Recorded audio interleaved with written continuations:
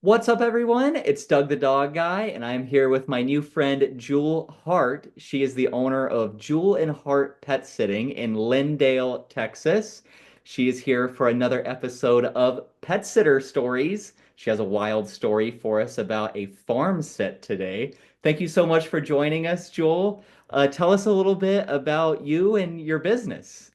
Yeah, thank you so much for having me. Yeah, I've been a pet sitter for almost 10 years now, which is crazy. Um, Wow, it was actually my first job and I've never changed. that's But yeah, amazing. yeah, me and my husband do the business, and then we also have a few employees, and we do house sitting, dog walking, drop-in visits, and we do even full farms and pretty much anything. That's awesome. That's awesome. So, what got you into it to start with? I actually wanted to be a vet since I was a kid, and then I was like, I don't know if I want to see hurt animals every day. Like that seems really sad. So, I heard I didn't even know pet sitting was a thing, and then I heard someone talk about it, and I actually saw a post on Craigslist back in the Wow. day, and yeah, and started out. My first job was working for a lady who had corgis, and she would go to dog shows pretty much every weekend, and I would stay with the dogs that didn't go to the show. Oh, wow. I love corgis. Corgis They're are so like my fun. second favorite breed after golden retrievers. I'm not supposed to have Oh, favorites, but we all have favorites. oh So, yeah, yeah. Oh, that's awesome. Yeah, they're so sweet and they're so full of energy. yeah, they're little loaves of bread. Yes. Awesome. Well, everybody watching, this is my new Pet Sitter Story series. I think this is episode 5. I didn't go back and count before we got on the call today. But if you have a crazy story about being a pet sitter that we can pull a lesson from, I would love for you to shoot me an email at doug@badtothebonepetcare.com with a couple bullet points about your story and the lesson that we can all learn from it. And then if it jives with what we're doing here, I'll send you a scheduling link so we can get on a Zoom call and share your story with my audience here on the Doug the Dog Guy channel. My real goal with sharing these stories and doing this is to show everyone that you are not alone in this. You know, we are all together here as pet sitters and dog walkers and pet professionals, and we're all kind of going through some very similar things, and we're experiencing, things that can really bind us together, and together we are better. So, Jewel, I can't wait to hear your story. Let's get right into it after everybody watching at home hits that subscribe button. So, Jewel, you take it from here. All right. So this I think was actually my second job that I started doing while doing the job with the corgis. And it was a farm and it had I think about 20 cows. It had 100 sheep. It Wow. had probably like 40 chickens. It had some ducks. It had three dogs. And the highlight of this story is the swans that they had, which, I always thought of swans as such beautiful, graceful creatures, but they're a little different when you get up close. Um, so I started doing the job a couple times a week. I think they gave me a little bit warning. They're like, the swans can be a little crazy sometimes. Just kind of be careful. And at first, everything wasn't too bad. I would fill up they had these little dog pools that I would fill up for them, and they really liked that. But then one of them ended up having babies. And Ooh. then the male became very protective. And um, there were several times where I kind of had to like walk around the long way, or like I would kind of use the feed bucket to kind of be in between me and the swan. Um, but there was one time, I think I was feeding the cows or something, and the swan wasn't really supposed to be in that area. And I heard these footsteps running behind me, and the swan was coming right at me. And I don't think I had anything in my hand or anything. And it did like this karate kick. There we go. Um, right at me. And hit my leg pretty hard actually, and it kind of made me stumble down. But thankfully, the owner actually worked from home, so he would be like in the house, but he would be on meetings all day and stuff. And I think I screamed and he heard me. So he came running out and he had like, I think he had like a broom or something and just got him to go out of the way. And that was, yeah, that was a pretty crazy experience. And I, I was just like, oh, it's fine because, I didn't want to make a big deal about it. I'm like, I'm fine. But then he was like, yeah, maybe grab a stick or something next time. And I was like, okay. Well, it kind of started happening again, and I was terrified, and I was like, how do I get around this? And so finally, I talked to him like, hey, this I want to keep doing this job, but there's got to be something that changes for the safety.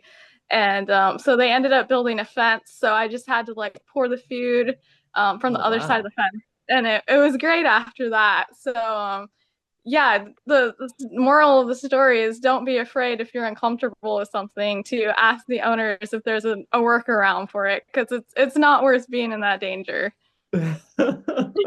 That's a great moral to the story there. That I mean that's wild though. I've never taken care of swans before. I mean, Yeah. Oh yeah, they also bite too. I got bit that's by them wild. several times.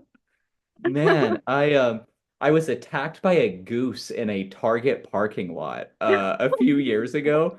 So I'm imagining this goose that was like coming at me in that parking lot like Yes.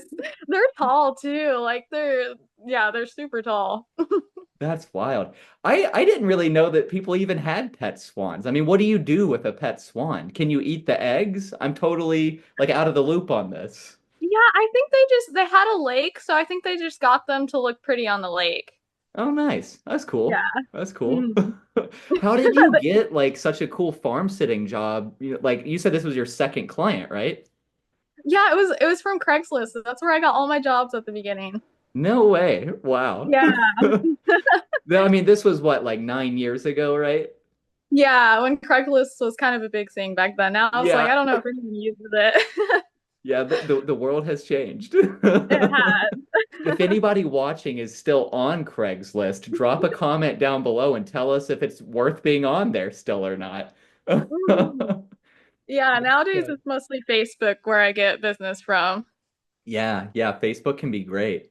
But Yeah. I love that you were just open and honest and transparent with your client that like, hey, I want to keep doing this, but something's got to change here. And then you're able to work Mhm. together to come up with this plan to move forward. And I think that's great. And Mhm. especially the fact that you were like able to take that initiative and have that conversation so early in your business. I mean, on your second client, I think that's Mhm. really impressive.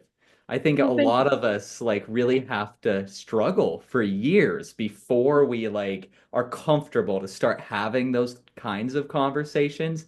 I know me Mhm. especially, like I was really nervous to have those conversations my first couple years in business. Oh yeah, definitely. I mean, there's times even now I'm like, oh, I don't really want to have this conversation, but I know that it's important. Yeah, yeah. And when you go into it saying, I want to help, I want to Yeah. keep doing this job, but here's what I need, I think it really sets the stage for a productive conversation. And, it's the longer that I've been in business, the more that I think it is our job as pet professionals to communicate with our clients, in an open and honest and transparent way. So I love that you did that. Thank you. Yeah, that's great. That's great. Mhm. Um, so cool too. I want to pet sit swans now. So Just be careful, wear armor or something. the farm sits are always my favorite. I've done a few farm sits over the years. Never like you said 100 sheep too, right? Yeah, that was quite the beginning to be a pet sitter. To start out was that. Yeah. I've taken care of a farm with two alpacas and they had some chickens and other stuff, but never sheep. That's really cool. It's funny. We're actually just house sitting at a place with alpacas, and they have about 100 guinea pigs. They're show guinea pigs. No way. Yeah, yeah, it's crazy. It's like a whole like it's a whole setup. It's yeah. That's cool. That's really cool. How did you learn how to take care of these animals? Did you already like have some experience from before, or did you have the clients kind of teach you on how to take care of all these different kinds of animals? A little of both. I actually lived part of my life in the city, but then the other part I lived out on a farm. And so it was kind of a small farm, so we didn't have things like cows or stuff like that, but we had some goats and chickens. So I knew kind of the basics. But a lot of them I just learned on the spot. Yeah, That's they taught awesome. me how, and yeah. Yeah, yeah. Anytime I've taken care of an animal that I haven't taken care of before, I just have the client teach me. I tell them, hey, this will be my first time, so I'll come over a few times beforehand to see your routine and you can teach me everything I need to know. And then I go Hmm. down my YouTube rabbit holes and watch YouTube videos on everything too. So Yes. if there's a Yeah. will, there's a way. Yeah, for the first time we took care of a snake last year, but you don't really have to do anything. They're pretty, you just feed them every few days and that's about it. Yeah, I don't do snakes. I Mm-hmm. That's understandable. Yeah, yeah. They freak me out a little bit, but I have a couple team Mm. members that love steaks, so they can take care of them and Nice. awesome. Well, it was so great talking to you and meeting you and hearing your story. I tell everybody where they can learn more about you and get in contact with you. Yeah, I'm on Facebook. It's Jewel plus Heart Pet Sitting, and then also Jewel plus Heart Pet Sitting at gmail.com for contact stuff, and also on Nextdoor if anyone's on Nextdoor at Jewel and Heart. Sweet. That's awesome. Mhm. That's awesome. Are you on Instagram too? No, I should be, Okay. but not yet. Yeah. Nice. Well, I will put all of your links down in the description below so people can click and get in contact with you and follow along on your crazy farm sitting adventures. Awesome, thank you. Yeah, well, thanks so much for joining us, Jewel. And to everybody watching, again, if you have a story that you would like to share with my audience here, shoot me an email at doug@badtothebonepetcare.com. And I would love to talk to you and show the world that we are not alone here as pet sitters. So, with that, I'm Doug the Dog Guy. That's Jewel, and we are reminding you to stay Stay positive. positive.